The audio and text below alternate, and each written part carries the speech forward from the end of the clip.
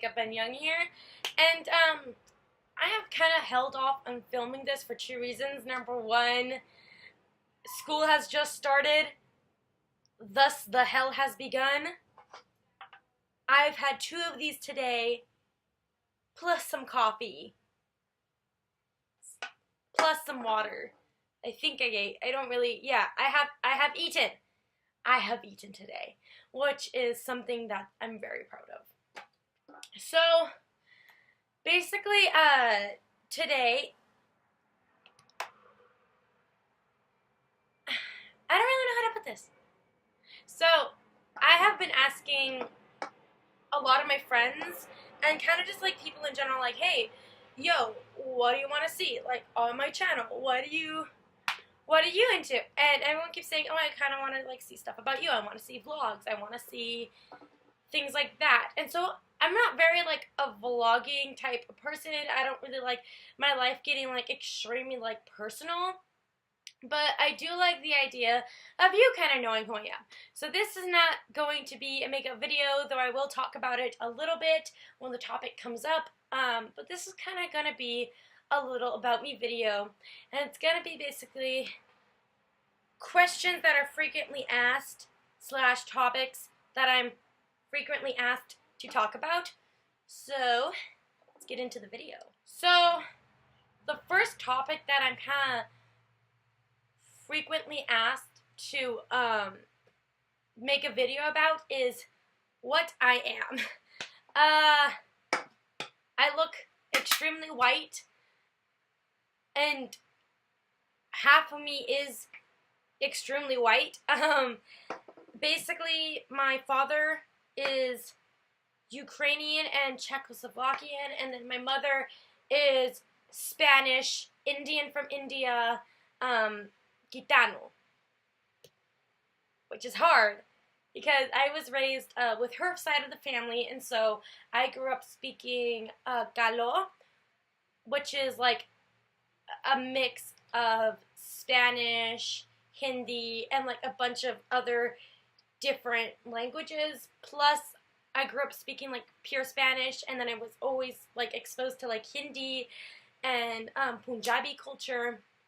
And so I'm kind of like a big mix of Indian and Mexican, and I know I look extremely like weta, but I don't know, it's really hard to explain. That's what I was exposed to, and so I don't really know a lot about my Ukrainian, Czechoslovakian side of my family, although I look the most like them.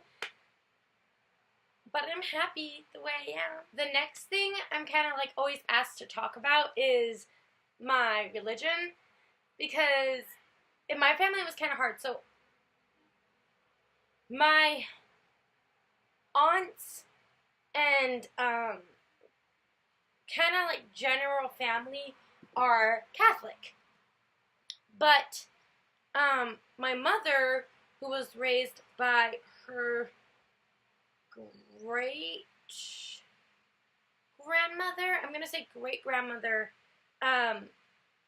she was Hindu, and so she has a lot of kind of mixed cultures and religions that she was with. She also was like, you know, like she was raised in a very small like Mexican town, so there was a lot of like, you know, you'd have stuff like Santa Maria, and it was just crazy. And so I was raised with my dad being completely atheist, and then my mom being more toward Hinduism, and then other parts of my family being more towards like Catholics and the church and all that good stuff.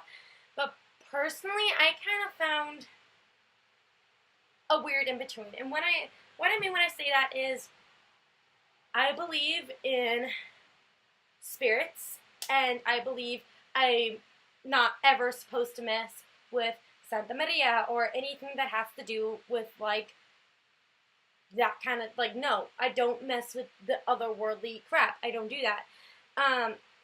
But I also believe that, you know, there probably isn't one singular God in the sky telling everyone what to do, blah, blah. I don't really believe in the whole Catholic stuff, even though I'm like, oh, let's not even touch Santa Maria. But also, I'm not like a devout Hindu, but I was really raised with that religion the most. And so I really do truly believe I am a descendant of Madre Kali, who's this amazing Hindu god that you should definitely learn about if you don't know about her. And she's kind of like what I look up to personally when I need somewhere to go. And it's weird because a big part of me is very atheist. I believe in science, and then a big part of me is like, this explains a lot of not my surroundings, but who I am as a person and who my family is as people. And this explains a lot about our past and how we got to this point. So I say I lean more towards Hinduism, but in a very atheist kind of way. But I believe that each god has its own bit of knowledge in Hinduism that is passed down to its people. It's really hard to explain, but the best I can say is that I'm a not so devout Hindu that also believes that science is the key to the world. So another question I get asked a lot is what I am. In particular, the way I dress doesn't really have a certain code. The way I look doesn't really have a certain group. And the way I express myself isn't really a certain thing. So I can go from being extremely androgynous, I came home and I took off all my makeup and I put my hair back and I was like, wow, I really like this because I don't look like a girl at all. I look more androgynous, I look less feminine, and I absolutely love it. And then I'll have days where I put on a wig and put on giant heaps of mascara and eyeliner, and I'll absolutely love looking like a girl. And then within that, my style ranges a lot, and so I'll go from wearing punk rock shirts and ripped up jeans to wearing metal shirts with a giant jean jacket or a leather jacket, or I can go from wearing dance clothes more like these, although it is a Nirvana shirt, which I do like, but leggings and a dance shirt and a sports bra and all that, to wearing once in a while wear a dress or a skirt, which I don't like wearing as much because I don't really see myself as a dress and skirt type of person, but once in a while I will feel more confident in that. But I'm gonna say my style really ranges. I can go from looking hella Latina to looking hella surfer dude or punk dude. I can go from looking hella ladylike to looking hella whatever clothes on my body. I can rock flannels and button-ups just as much as I can rock high heels and a skirt. So I don't really have a set style. A lot of my style is actually based off of the music I'm listening to at the moment, and so lately I've been listening to a lot of punk rock and a lot of metal just because that's what I've been feeling lately, and so I've been wearing more of my punk rock shirts and putting on some more button-ups over my shirts and dressing not androgynous, but a little less girl than I sometimes do. But then sometimes I'll listen to merengue and I'll go and put on a little skirt and all that.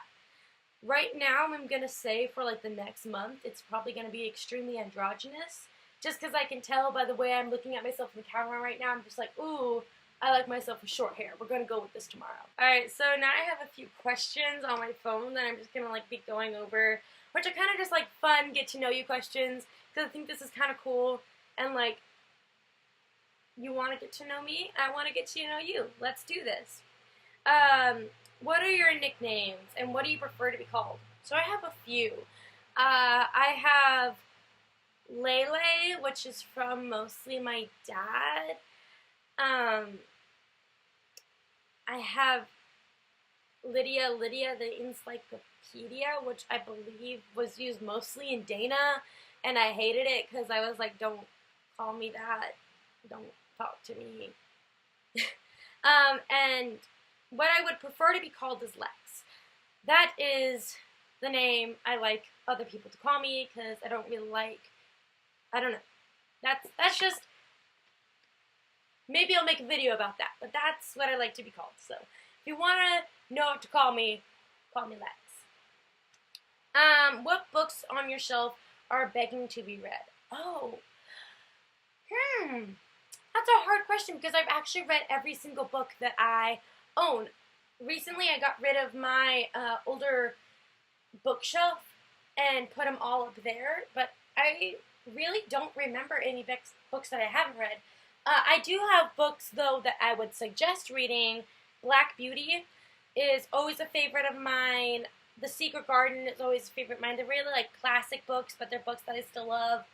The Hobbit, or the entire Lord of the Rings trilogy, is amazing. There is, there's a few in there. I think I have like 13 Tales of Monsters. I had a lot of monster books and a lot of dinosaur books because I was like really into that as a kid. I think I've read every single book on my shelf though. That's kind of a good question. Let's see. How often do you doodle, and what do your doodles look like? Let's see. It's probably been like a good 2 years since I've really sat down and like doodled. But oh, actually, you know what? No, I doodle. I just doodle more when I have absolutely nothing to do in school. Like if the teacher's just sitting there doing nothing. I like to like get more inspiration from, like, I guess we'd say like kind of like Frida Kahlo. She has very viney and flowery paintings, and I really like that style. I really like, you know, pretty vines and flowers just everywhere. It's like a very like Mexican, Latin look and style, but I really like that. What do you do if you can't sleep at night? Do you count sheep, toss and turn, try and get up and do something productive? This is hard. Normally I will try and sit on my phone and for about an hour. If that doesn't work, I'll go get a drink of water, wake up, and just start doing things.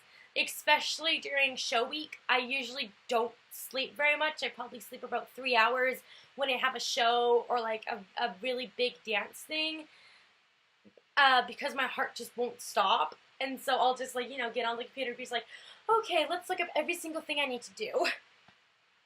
Let's see. How many days could you last in solitary confinement? How would you do it? Ooh, that's a good one. What would I do? If I was in solitary confinement, I really don't. Or you know what? No, I might last a while. This is one thing. I am a very social person, but a lot of times I like to be social with only one person. And I am also one of those people who likes to like talk to themselves.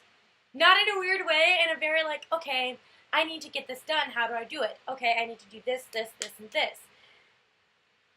I know it's really weird, but I don't like talk to myself, like have a full-on conversation. But I feel like I would dance in solitary confinement. I would dance and sing, and if they didn't let me do that, I would pace. I'd find a way to be very productive. Let's see what else there is.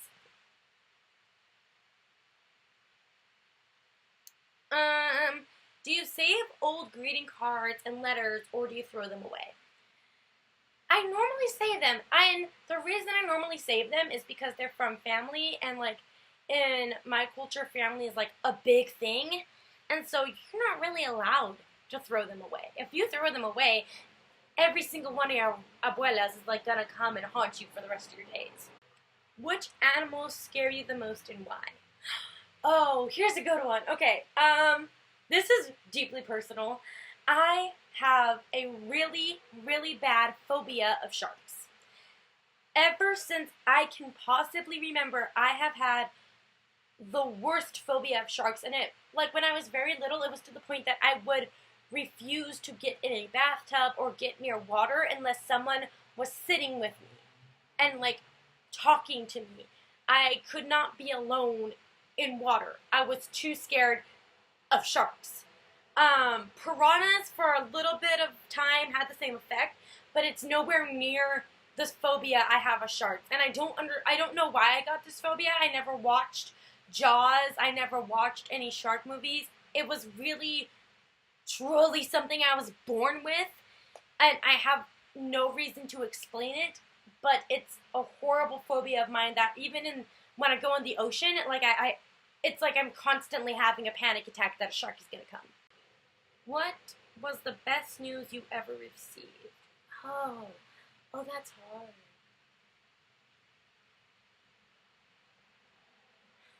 You know what? I'm honestly gonna say, when I got my little cousin Rai Rai, that was probably like one of the best days of my life, because I was about 6 years old, and I went to go see him, and I couldn't touch him or anything. I was like 6. I was like, you can't hold the baby yet, maybe tomorrow. But it made me so happy, and I remember just being so like, oh my God, there's this little kid, and he's awesome, and he's gonna be awesome. And still, like, every single day, like, I'll think about, okay, you know what, I'm having a hard time in school, but Rai Rai's gonna look up to this. Honestly, I can say, every time I heard I got a new cousin, it was like one of those best days of my life kind of moments. And it makes me so happy. My little cousins will text me about every day. If one doesn't, the other will, because I have so many, and it makes me so happy. You don't even understand. It makes me extremely excited to see them succeed. It makes me extremely excited to see that they're communicating and just so happy, and that they can deal with stuff, and it's wonderful. So definitely when each of my little cousins were born and or brought into the family, because we have some that are adopted, it was definitely, those were all wonderful days of my life, and like some of the best news I've ever gotten. So that is it for today's video. I hope you liked it. If you have any other questions or comments or things that you want me to tell you about me, please let me know. And please tell me about yourself. I would love to know about you. Let me think.